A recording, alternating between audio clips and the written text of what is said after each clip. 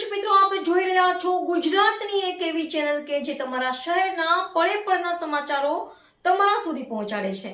સ્વાગત છે આપનું A1 અભિક્રાઇમ ન્યૂઝમાં.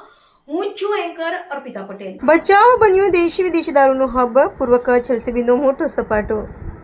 બચાવમાં ₹1 કરોડથી વધુ મુદ્દામાલ સાથે ₹28.80 લાખનો વિદેશી દારૂ ઝડપાયો. એલસીબીનો મોટો સપાટો. પોલીસ સસ્પેન્શન બાદ પણ દારૂનો કારોબાર યથાવત. બચાવમાં એલસીબીનો મોટો ધડાકો. પોલીસે કુલ ₹1,68,500નો મુદ્દામાલ કબજે કર્યો હતો, જેમાં 4800 બોટલ વિદેશી દારૂ, કિંમત ₹28,80,000, Swift car ₹5 lakh, truck ₹30 lakh, 7 mobile phone ₹85,000 તેમજ ચોખાની બેગ સહિતનો મુદ્દામાલ સામેલ છે.